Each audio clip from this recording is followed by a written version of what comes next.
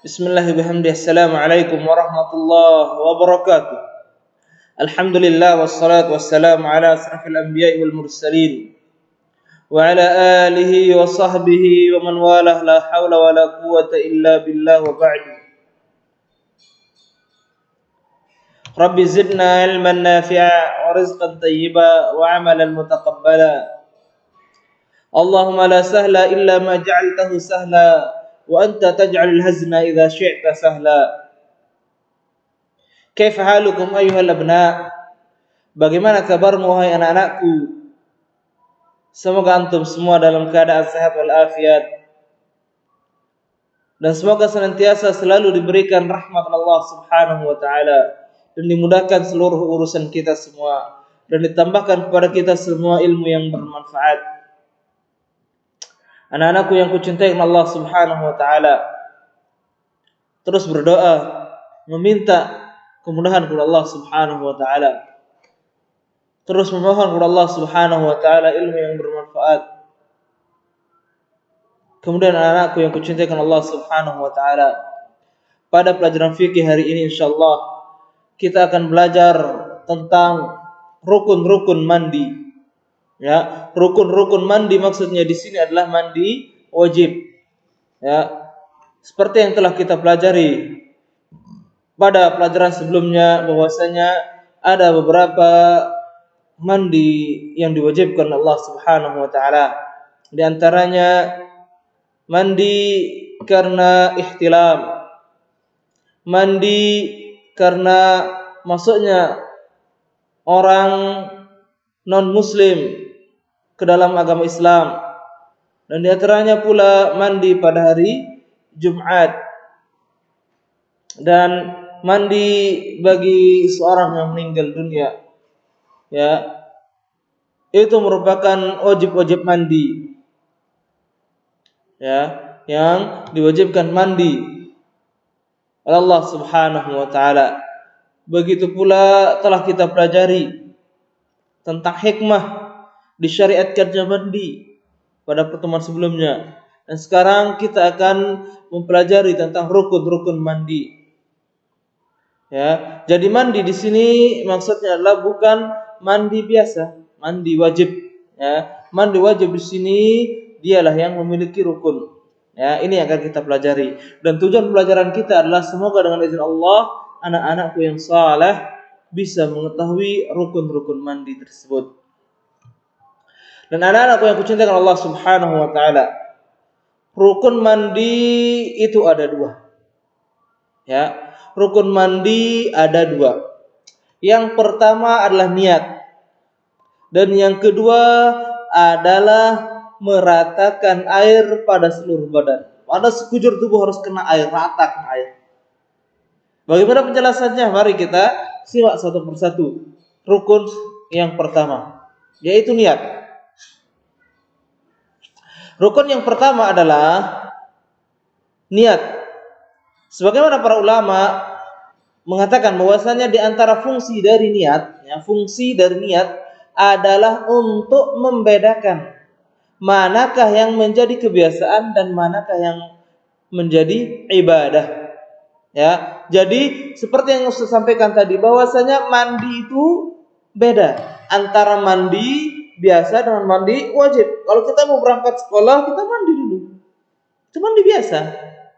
Adapun mandi wajib, seperti misalkan mau pergi Jumatan, ya, ini hari Jumat misalkan, ya, misalkan hari ini hari Jumat, maka kita mandi. Dan disinilah fungsinya niat. Ya, kita mandi dengan niat ini merupakan kewajiban dari Allah Subhanahu wa taala. Sebagaimana yang sudah kita jelaskan pada pertemuan sebelumnya bahwasanya mandi pada hari Jumat itu adalah hukumnya wajib. Makanya kita mandi di sana. Itulah dia, niat ini dipakai atau fungsinya adalah untuk membedakan manakah sesuatu itu menjadi kebiasaan atau manakah sesuatu itu menjadi ibadah. Ya, contoh yang lain misalkan belajar. Ya, belajar kalau tidak ada niat, ya, agar kita bisa, agar kita mampu, maka tidak akan mendapat pahala. Tapi kalau niatnya belajar untuk ilmu agar kita bisa mengangkat kebodohan pada diri kita dan bisa mendakwahkan Islam dengan benar, maka itu akan menjadi pahala di sisi Allah Subhanahu wa taala. Sebagaimana perkataan atau sabda Rasulullah sallallahu alaihi wasallam yang diriwayatkan oleh Umar bin Khattab. Beliau berkata, "Innamal a'malu binniyat."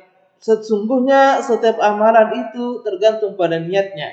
Jadi kalau kita masuk kamar mandi mau mandi, kalau niatnya mandi biasa ya udah mandi biasa. Tapi kalau niatnya mau mandi wajib maka akan bernilai ibadah. Begitu pula seterusnya, nanti kita atau kalian bisa memberikan contoh-contoh yang lain.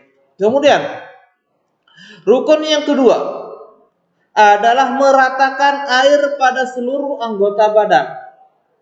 Ya, meratakan air pada seluruh anggota badan. Ini adalah rukun yang kedua. Hakikat mandi adalah mengguyur seluruh badan dengan air, yaitu mengenai rambut, ya rambut kita kena, kulit kita pun kena, semua kulit kita harus kena dengan air.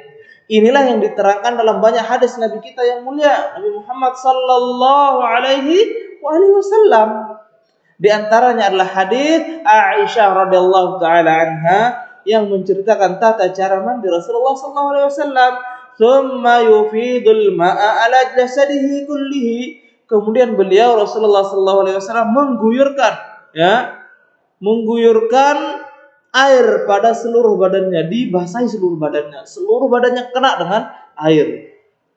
Dalam hadis yang lain, Rasulullah sallallahu alaihi wasallam juga bersabda yang diriwayatkan oleh Jabir bin Mut'im, beliau berkata, kami dahulu sedang duduk-duduk berbincang tentang mandi wajib di sisi Rasulullah sallallahu alaihi wasallam. Lalu beliau Rasulullah sallallahu alaihi wasallam bersabda, amma ana, kalau saya fa'akhudhu mil'a kaffi thalathan fa'asubbu ala ra'si thumma ufiduhu ba'du ala sa'iri jasadi. Kalau saya mengambil sepenuh 2 telapak tangan 3 kali, lalu saya siramkan pada kepalaku, ya, diambil 3 kali kepala, ya, atau kalau kita sekarang pakai cedok atau pakai canting dan sebagainya, itu kita ambil 3 kali, ya, ke bagian kepala. Kemudian saya tuangkan setelah itu pada seluruh anggota badanku. Jadi 3 kali ke kepala, kemudian setelah itu ke seluruh anggota badan. Kemudian dalam hadis yang lain Rasulullah SAW juga menjelaskan, ya, dalil yang menunjukkan bahwasanya hanya mengguyur seluruh badan dengan air itu merupakan rukun atau fardu dari mandi, dan bukan selainnya adalah hadis yang diriwayatkan oleh Ummu Salamah radhiyallahu taala anha, ummul mukminin. Beliau berkata, qultu ya Rasulullah, inni imra'atun ashuddu dhafra ra'si fa'anquduhu li ghuslil janabah. Qala la, innama yakfiki an tahti ala ra'sik thalatha jathayatin thumma tufidina alaikil ma' fatathurina. Ya, Ummu Salamah berkata kepada Rasulullah, wahai Rasulullah, aku ini seorang wanita yang sering mengepang rambut kepala saya. Jadi diikat 2, ya, dipisahkan rambutnya jadi 2, dikepang. Apakah harus membuka kepanganku ketika aku mandi wajib? Beliau Rasulullah SAW bersabda, jangan, tidak usah dibuka. Cukuplah bagimu mengguyurkan air pada kepalamu 3 kali, cukup 3 kali, ya, dicedok 3 kali, cedukan. Kemudian guyurlah yang lain dengan air, maka kamu telah suci. Cukup dengan itu cara mandi wajibmu. Tidak perlu dibuka kepanganmu, tidak apa-apa, sah kok. Itu kata Rasulullah sallallahu alaihi wasallam, itu cukup bagimu agar kamu suci. Kalau Rasulullah sallallahu, kemudian anak-anakku yang kurang, anak-anakku yang saleh, semoga Allah Subhanahu wa taala selalu melindungi kita semua. Dengan seorang memenuhi rukun mandi ini, maka mandinya dianggap sah asalkan disertai dengan niat mandi wajib. Jadi seorang yang mandi di pancuran atau shower atau air yang mengenai seluruh tubuhnya, maka mandinya sudah dianggap sah. Intinya rukun mandi itu ada dua. Yang pertama niat. Jadi harus kita berniat. Ya, niat itu tempatnya di dalam hati. Ya, kita masuk kamar mandi, ya niatnya mau mandi wajib sudah. Lakukan.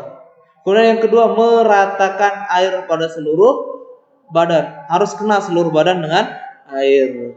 Kemudian anak-anak yang mencintai Allah Subhanahu wa taala, Ustaz rasa ini cukup ya pelajaran kita pada hari ini, karena pembahasan tentang rukun mandi sangatlah sedikit. Ya, Ustaz doakan barakallahu fikum wa jazakumullahu khair. Kita akhiri pertemuan kita hari ini dengan doa kafaratul majlis. Subhanakallahumma wa bihamdik asyhadu an la ilaha illa anta astaghfiruka wa atubu ilaik. Assalamualaikum warahmatullahi wabarakatuh.